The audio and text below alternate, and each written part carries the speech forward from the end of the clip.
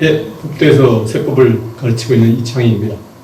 더 이상 소개할 거 있나요? 그건 됐지. 네, 감사합니다. 그럼 먼저 교수님께서 처음 연구자의 길을 걷게 되신 계기와 조세법 분야를 연구하시게 된 과정이 궁금합니다. 처음에 제가 이제 프랙티스를 어카운팅 펌에서 2년 반을 하고, 그다음에 로펌에서 2년 반을 하고, 그다음에 로펌에서 이제 유학시켜주는 걸로 해서 미국을 갔어요.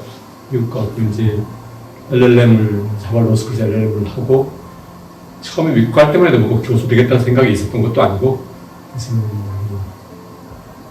로펌 생활도 지겹고 해서 그때는 이제 딴 데를 가려고 사실 마음을 다 먹고 이제 취직도 다 됐는데 대학원을 한 7, 8년 만에 이제 학교로 돌아가는 거니까 그래서 보니까 이제 학교가 좋더라고. 그래서 이제 교수를 해야 되겠다라고 생각을 하게 됐고, 그래서 이제 박사과정에 들어가게 됐고, 이제 박사과정에 들어가려고 하니까 뭐 하버드 스쿨 박사과정 들어가기가 쉬운 거 아니니까 이제 딴 학교들과 경쟁해서 이제 경쟁을 이겨야 되니까, 경쟁에서 물리쳐야 되니까 이제 결국은 그동안 텍스 일을 제일 많이 해왔으니까 그래서 그거를 할 수밖에 없었어요. 그래서 이제 세법을 전공하게 된 거죠. 사실은 뭐 사람이 이 인생에서 사소한 건 자기가 정하지만 중요한 건 하늘이 정하시는 거니까. 네, 교수님께서는 그간의 연구를 통하여 조세 법률주의나 원격 해석의 원칙 등 전통적인 세법학의 해석 방법론에 대해 여러 새로운 시각을 제시해 주셨습니다. 연구자로서 끊임없이 새로운 사고를 해나가기 위한 교수님만의 방법이 있으신지, 관련하여 후배 연구자들에게 조언해 주실 수 있을지 여쭙고 싶습니다. 내 수업을 들은 학생이 아닌데 이 얘기를 어디서 들어가지고 질문을 하는 걸까? 네, 저희가 찾아봤습니다. 개인적으로 교수님 글도 좀 찾아보았습니다. 읽고 그렇게 말하는 게 쉬운 게 아닌데, 뭐 우선 기본적으로 제가 공부해온 게 통상적인 법해석하고 다르다는 건 아마 이제 아실런지 어떤지 모르겠는데요. 결국은 여태 사람들이 그냥 당연하다고 받아들여온 게 사실 당연한 게 하나도 없다라는 거예요. 세상에 우리가 뭐 법학이라는 건 좀 넓게 봐서 사회제도를 공부하는 거니까, 사회제도라는 건 좀 역사의 산물인 거니까 역사에 쭉 흐르는 과정을 통해서 여기에 이르러 있던 거, 그리고 다만 우리가 거기에 익숙해져 있으니까 그것이 누구나 당연하다고 받아들이는 것뿐입니다. 해결의 정신현상이라는 책이 있어요. 그 책 서문에 보면 이런 말이 나와요.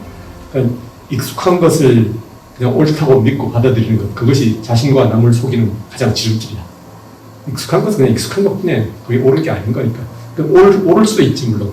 근데 지나가는 과거 역사에서 옳았던 것뿐이고, 과거 역사에서 옳았단 말은 특정한 시대 상황에서 옳았던 것뿐이고, 시대 상황이 바뀌면 다 바뀌는 거고, 결국 이제 애초부터 다 떠나보냈고 기본에서부터 무엇이가 이게 뭔가를 생각하는 거죠. 이건 방법론일 것도 없어요. 그냥 그거는 뭐 그냥 세상을 바라보는 관점인 거죠. 세상을 바라보는 관점이고, 이제 결국은 나라는 무엇인가, 뭐 학문이란 뭐 하기 있는 것인가, 이런 거는 이런 식의 문제인 거죠. 네, 교수님께서는 하버드 로스쿨 연구원, 동경대학 법학부 방문교수, 하버드 로스쿨 방문교수 등 여러 국가에서 연구와 교육 활동을 해오신 바 있습니다. 이와 같이 다양한 국제적 학술 활동을 해오시는 과정에서 연구자 및 교육자로서 느끼신 점이 있다면 말씀을 나누어 주시면 감사하겠습니다. 이제 하버드 로스쿨 연구원을 한 건 이제 박사과정 학생을 하면서 동시에 같이 했던 거고, 이제 프리닥이라고 프로그램인데요. 이제 결국은 그거는 이제 학교에서 이제 돈을 다 대주는 시스템에 편입되기 위해서 이제 연구원에 신분이 취득이 됐던 거예요. 그렇게 됐던 거고요. 근데 이제 공부를 하면서 첫 번째로 가서 이제 학생으로 가서 느꼈을 것 같은 경우는, 지금은 좀 다르긴 다른데, 그 당시에 가봤더니 학생의 퀄리티는 사실은 우리 당시 서울법대가 훨씬 높다고 생각을 했어요. 하버드 로스쿨에 비해가지고 서울법대가 훨씬 높다고 생각해요. 지금도 아마 마찬가지일 거라고 생각하는데요. 훨씬 높은데 이제 대학에서 가르치는 건 거의 하늘과 땅 차이의 수준 차이예요. 그래서 이것이 뭔가 우리나라가 많이 잘못되어 있구나 라는 생각을 했었고요. 그래서 그게 그렇고, 그 다음에 이제 물론 거기는 좀 차이점이 있는 부분은, 그 차이점은 우리가 뭐 서양 사람들 똑똑하다 전혀 그런 건 아니고요.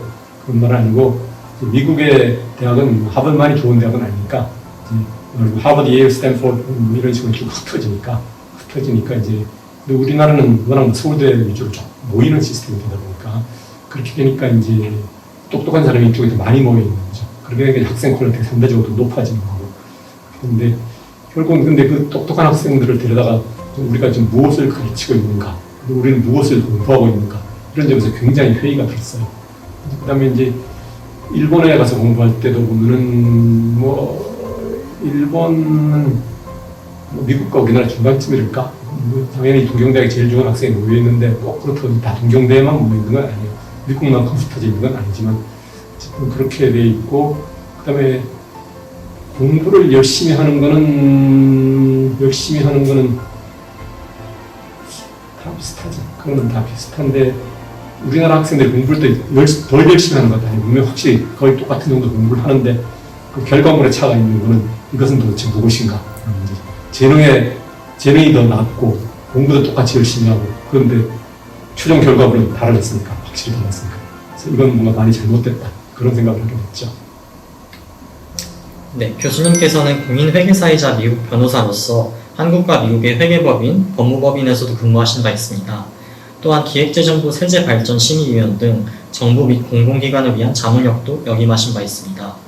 이러한 실무에서의 경험이 교수님의 연구에 영향을 준 바가 있다면 어떠한 점들일지, 특히 세법 분야에서 연구와 실무, 사회적 공헌의 연결성에 대한 견해를 말씀해 주시면 감사하겠습니다. 실무라는 게 중요하죠. 법률 문제라는 게 하늘에서 뚝 떨어져 있는 거 아니고 지금 세상 문제를 해결하자고 하는 거니까, 이제 세상 문제라는 게 현실적으로 돌아가고 있는 문제가 무슨 의미를 가지는가 하는 거니까요. 그런 의미에서는 이제 중요하죠. 그러니까 이제 그야말로 공연히 말장난을 위한 말장난, 학문을 위한 세상 이런 건 존재하지 않는 거니까요. 그래서 그런 점에서 실무가 굉장한 중요성을 미쳤고요. 또 한 가지는 이제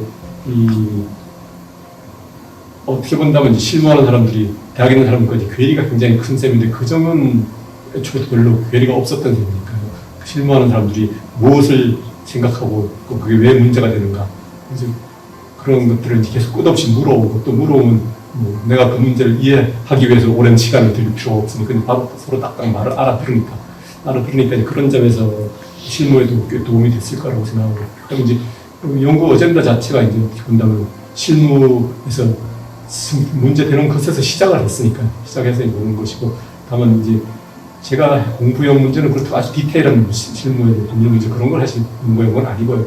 그런 문제에서 시작해서 추상적인 큰 문제까지 읽고 들어가는데, 그 추상적인 큰 문제라는 게 그냥 공허한 이제 관념의 차원에서 끄집어내는 개념별 법칙 그런 게 아니고, 현실적인 문제가 끌고 올라가면 도대체 무슨 문제로서 이것이 등장하는가를 보게 됐던 그런 이야기인 거죠. 그런 의미에서 법률 실무란 것은 굉장히 중요한 역할을 차지하죠.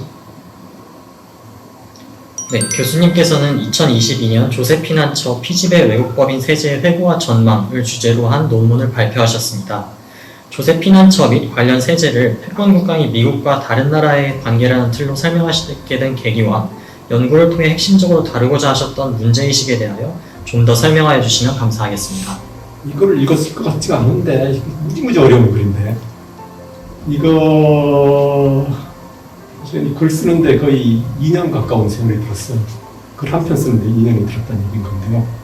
처음에는 그렇게 길게 쓸 생각 아니고 그냥 기존 법제를 간단히 요약하려고 생각을 했었는데, 원래 이제 제 책 가운데 이제 국제조세법의 마지막 챕터로 이걸 빠진 상태에서 들어갔던 거니까 그걸 이제 채우겠다는 생각이 했는데, 공부할수록 이제 이게 문제가 이거 기본적으로 조세핀 한처라는 문제를 해명을 하지 않고서는 현행 법제를 해결할 수가 없구나 라는 생각을 하게 됐고, 조세핀 한처라는 문제를 해결하고 들어가다 보니까 결국 이제 현대 자본주의, 세계 자본주의, 그다음에 이제 결국 이제 제국주의 이 문제를 풀지 않으면 답을 찾을 수가 없더라고요. 자본주의의 성립사, 제국주의의 흥망사, 지금도 망한 거 아니지만 이 문제에 결국은 파고 들어가게 되는 거죠. 그래서 그 점이 이제 결국은 현재 세계 자본주의 현재 우리가 가지고 있는 꼴이 이제 미국이 패권 국가로서 전 세계를 이제 컨트롤하는 그런 상황에 와 있는 거니까 결국은 이제 이 문제로 귀착이 되거든요. 그래서 거기서 이제 사실 이 문제를 해결하지 않고는 현재 국제 체제라는 게 정치든 경제든 아무것도 답이 안 나오니까 이제 그 문제에 관해서 내 나름대로 생각하고 깨닫고 연구한 바가 쭉 집약이 되어 있는 겁니다. 집약이 되어 있고, 이제 이 문제는 미국이 패권 국가라는 지위를 어떻게 유지하고 있는가, 그 유지하고 있는 수단이 무엇인가, 그래서 이것이 결국 이제 세계적인 상품 교역, 그다음에 이제 자본 교역, 그런 것들이 다 전체적으로 서로 물고 물려있는 겁니다. 그 가운데에서 한편으로는 세계 경제를 끌어나가면서 한편으로는 자국의 이익을 이제 관철하고자 하는 거니까 그게 뭐 어느 나라도 다 마찬가지지만 딴 나라는 되게 자국의 이익을 관철하고자 해봐야 자기가 할 수 있는 게 얼마 없어요. 힘이 없는 것에 대해서 미국은 세계 중심으로서 자기한테 끌고 나가면서 자기 자신도 유리하게 세계 질서를 형성해 나가는 거니까 그 과정이 도대체 어떻게 흘러가는가 뭐 그런 큰 조제 가운데 이 국제적인 조세회피라는 걸 하나의 계기로 삼아서 그 단면을 보여줍니다. 이제 이 현재 세계 자본주의의 위치한 단면도다. 뭐 그렇게 생각하면 됩니다. 네, 교수님께서 저술하신 세법 강의는 20년이 넘는 긴 기간 동안 세법을 공부하는 학생들의 길잡이 역할을 하고 있습니다. 교수님께서 세법 강의를 집필하시게 된 계기와 집필 및 개정 과정에서 주안점을 두신 부분은 무엇인지 궁금합니다. 이 책은 2001년에 제가 이제 동경대학에서 가르치던 시절에 출판을 했는데요.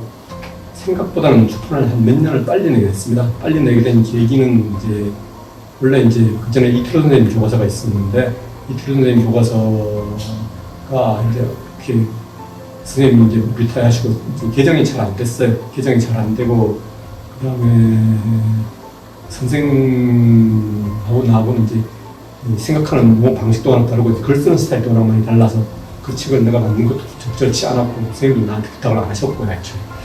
이제 그렇게 된 마당인데 그러다 보니 그걸 대체할 새로운 책이 필요하게 됐는데 어느 변호사님 쓰신 책이 있지만 뭔가 좀 여러 가지 좀 이런 데다 말하기는 마땅치 않은 사정이 있고 그래서 책을 급히 내게 됐어요. 급히 내게 됐는데 그러다 보니까 이제 그 당시에 대학원생을 학부 수업 시간에 들어오라 그래갖고 그걸 다 녹음을 시키고 받아 적게 하고 이렇게 해서 자기가 받아 적은 노트하고 이제 녹음하고 들어가면서 이제 학생이 초고를 풀어줬죠. 그래서 강의 내용은 그대로 쫙 글로 푼 게 제일 초고가 되고 그걸 가지고 이제 글을 제가 고쳐가지고 책을 냈습니다. 그 도움을 많이 받았어요. 그래서 급한 시간 내에 책이 이제 불과 이제 한 학기 만에 책을 냈던 거죠. 그래서 그게 초판인데 그 초판 서문에 써놨듯이 애초에 저는 뭐 그 법을 미주알, 고주알 가르친다는 게 전혀 중요하다고 생각하지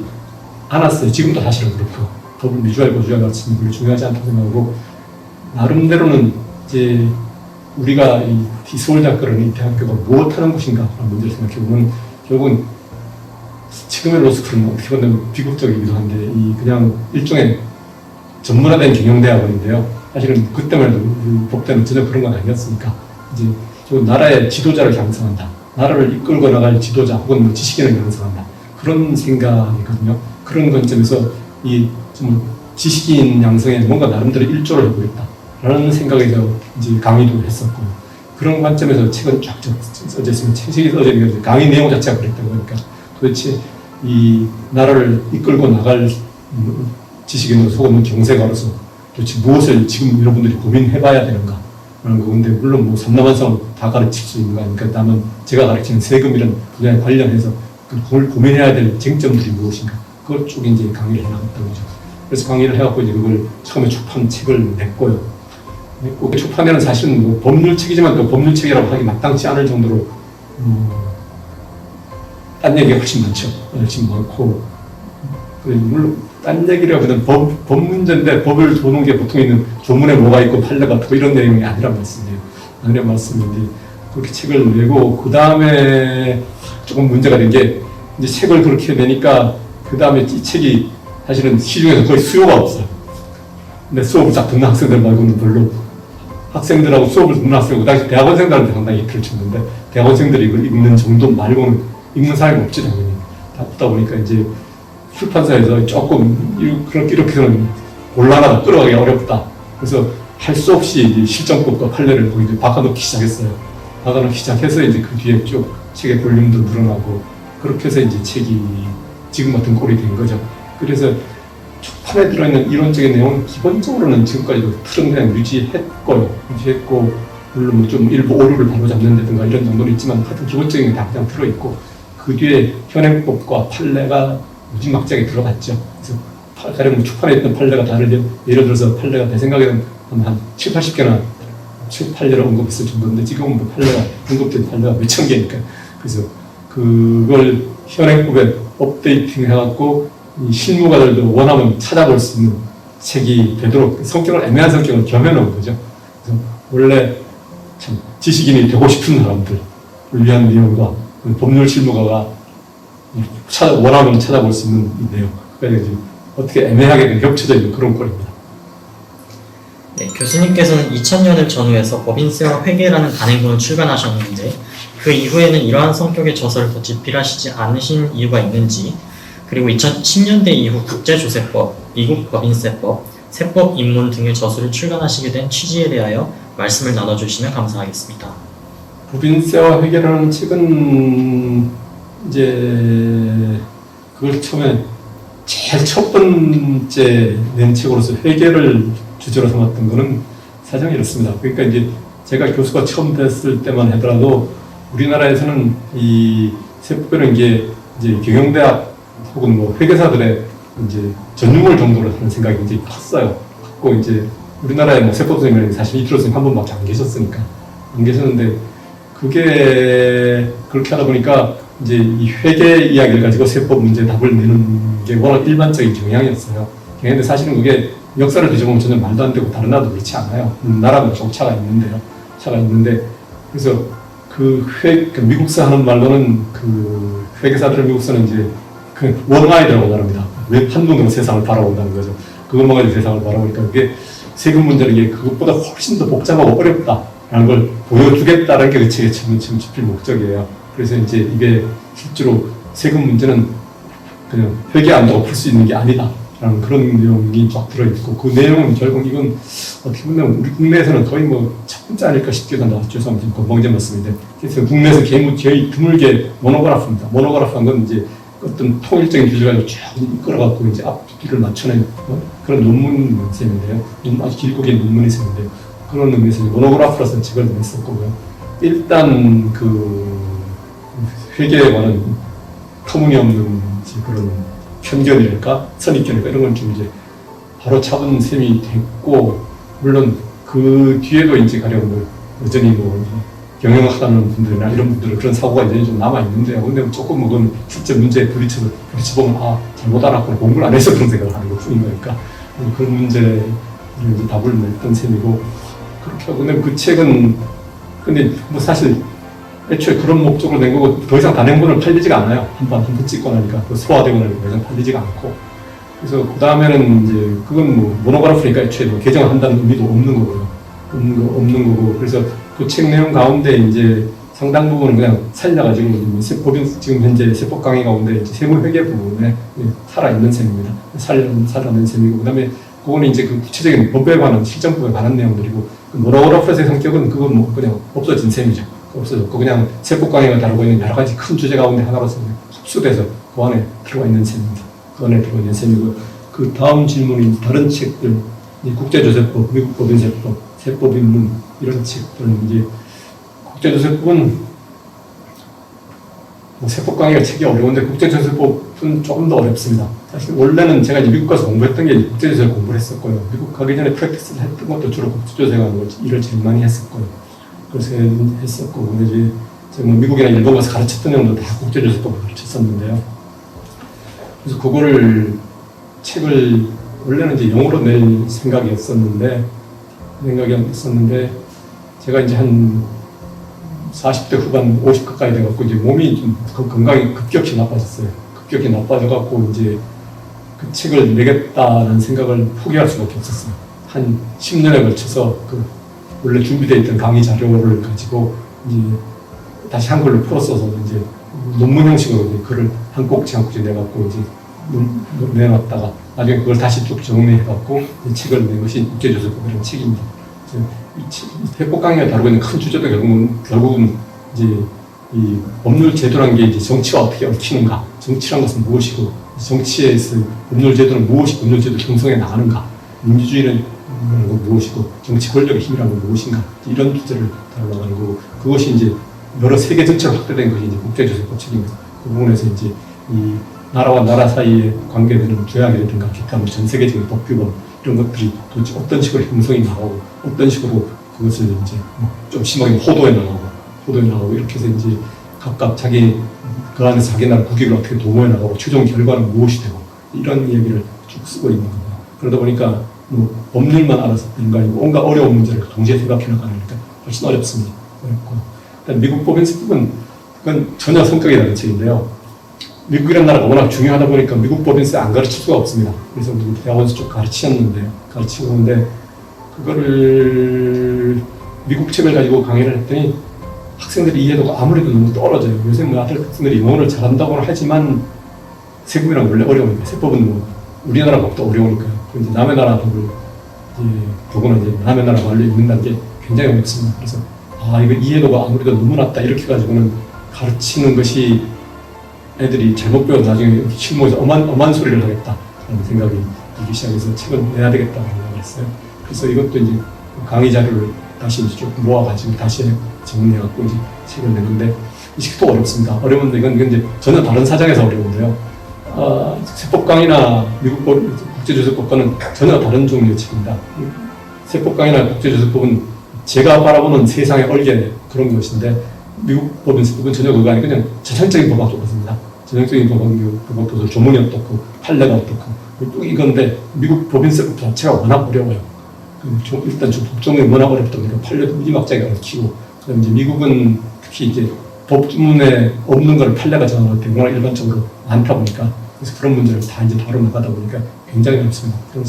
그래서 그 문제를 쭉 써나가는 그래서 이제 하여튼 이건 전형적인 교과서입니다. 어떻게 본다면 건방지게 말해서 미국 사람이 쓴 책보다 훨씬 잘 썼다고 생각해요. 솔직히 말하면. 이 책은 미국 사람들도 되게 보면 법조문을 잘 읽어내지 못해갖고 결국은 이제 재무부가 풀이해놓은 법에서 재무부 규칙인데요. 거기에 의존해서 책을 쓰는데 이 법 자체에서 그게 왜 그렇게 그런 뜻이 되는가를 쭉 보여주고 있는 책이에요. 세법 입문은 이제 윤재영 쌤하고 그 위에 몇 번 쌤하고 이제 같이 공전을 낸 책인데 이거는 정말 쉽게 쓰려고 애써봤던 책입니다. 학생들이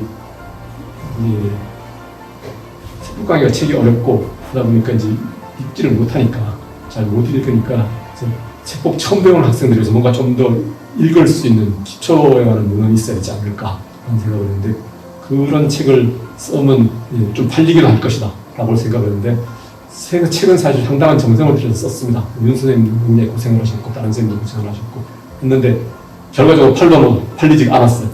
팔로도 확보가 안 됐고 그냥 책 나오고 한 3판까지 나왔나? 그리고 뒤에 원고주춤해 갖고 있는 상태인데요.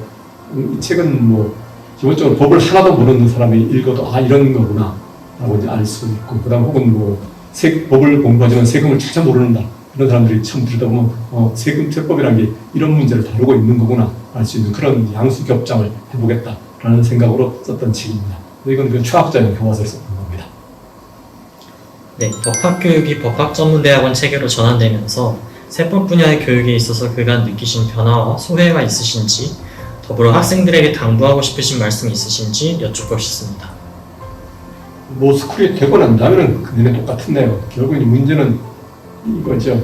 그러니까 똑같은 약간 변화가 있지만 처음에 로스쿨 되기 전에는 그러니까 로스쿨 안이 발표가 나오기 전까지만 우리 이제 법대에서 학생이 그 당시 한 230명이면 세법은 대개 한 80명에서 100명 정도가 매년 수업을 들었습니다. 그러니까 이제 반 정도가 수업을 듣는 거죠. 굉장히 뭐 중요한 과목으로 애들이 생각을 했던 거죠.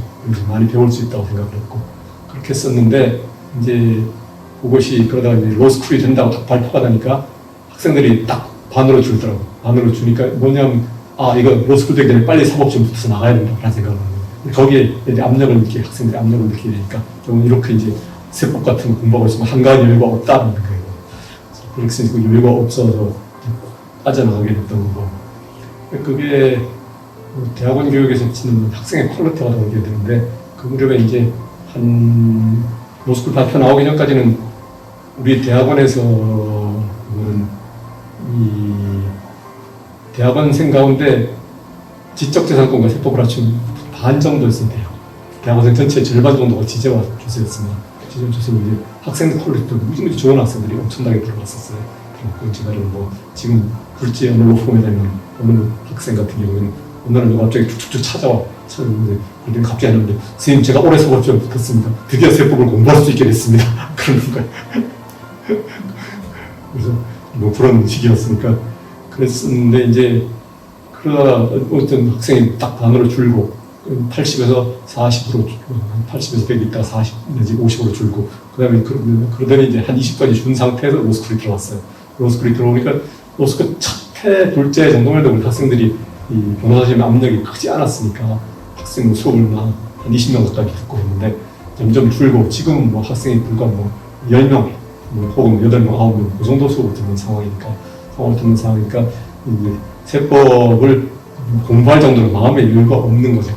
그다음에 물론 또 이제 애초에 주로 이제 시험 공부 위주로 하다 보니까 세법이라는 과목이 중요하구나 하는 것도 모르고 애초에 시작을 하고 학교를 끝나고 이런 거니까 할 수 없는 일이죠. 그래서 지금 현재는 그렇고 그 상황 그대로 유지되고 있는 나라고요.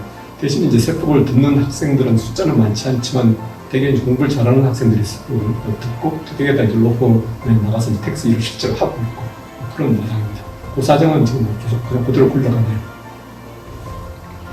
네, 교수님께서는 세법 강의 제22판 서문에서 학위불사증망, 사회불합측퇴라는 논할 구절을 통해 올바른 공부 방법을 소개해 주셨습니다. 법학 연구자로 성장하기 위한 공부를 해나감에 있어 노력하고 주의해야 할 점과 갖추어야 할 소양과 자질은 무엇일지 후배 연구자들을 위한 조언을 부탁드리겠습니다. 학위불사증망에서 망자를 남는 게 없다라고 해서 큰 거는 그게 이제 정자주자부터 시작해서 난 그 해석은 틀렸다고 생각해요. 굉장히 건방진 말이지만 그냥 글자 그대로 속을 망자가 맞습니다. 그러니까 이제 뭐 그런 말을 할 만큼 고전을 읽었냐 그러면 뭐 딱히 그렇다라고 말할 만큼 건방지진 않은데 그렇다고 아니라고 부정할 만큼 안 읽은 건 아니에요. 그런데 이제 나름대로 일단 뭐 서양 고전 말이나 동양 고전도 다 읽었으니까 이제 망이란 말 속는다 뭔 말인가 뭐 지금 다 똑같아요. 지금 누군가가 하시는 말씀, 선생님이 하시는 말씀, 부모님이 하시는 말씀, 선배님이 하시는 말씀 그냥 그대로 받아들이면은 세상에 아무런 발전이 없어요. 수업 시간에 학생들한테 들은 대로 만약에 선생님, 부모님, 부모님, 선생님, 선배님이 하시는 말씀을 다 그냥 우리가 옳다고 받아들이면 지금 우리는 어디에 살고 있을까? 알타메르 동굴에 살고 있을 것입니다. 그럼 뭔가 위에 선배들이 알고 있던 지식이 잘못됐다 라는 생각을 할 수 있어야 세상이 달라지는 거거든요. 그게 이제 학위불사증망이란 말이에요. 한편 사회불합측퇴란 말은 뭔가 선배들이 쌓아놓은 지식이 다 있는데 그걸 다 무시하고 지 혼자 생각하면 망상이지. 어떻게 세상이 그동안 쌓아놓은 과학적 지식의 체계가 있는데 그걸 자기가 혼자서 공부해서 다 깨닫겠어. 불가능한 얘기잖아요. 그러니까 그거는 선배들한테 배워야 그것이 이제 가는 그 길로 가고 물론 자기가 혼자 할 수 있지. 근데 세월이 인류가 지금 이제 몇천 년에 걸쳐 쌓아올 역사를 지가 다 하려면 몇천 살을 살아야 돼. 불가능한 얘기니까 좀 이제 자기 분야에서 또 쌓여있는 지식 내지는 그 사고방식의 체계를 훈련을 해야 되는 거니까. 그런데 이제 학위불사증퇴라고. 그러면 이제 완전히 헛소리 하는 거니까. 특히 이제 이 대학에서 연구 잘하는 분들 가운데 그런 경우들이 왕왕 있으니까. 이제 그래서 학위불사증퇴고 결국 이제 공부라는 것이 무엇이냐 이제 이런 거창한 얘기인데요. 법학 연구자라는 것이 별로 특별한 게 다른 것이 있는 것도 아니고요. 이제 기본적으로 이제 우리가 학문하는 자세라는 것이 무엇인가 이런 식의 이야기인 건데요. 학문이라는 거는 뭔가 첫 번째는 재밌어야 하는 거죠.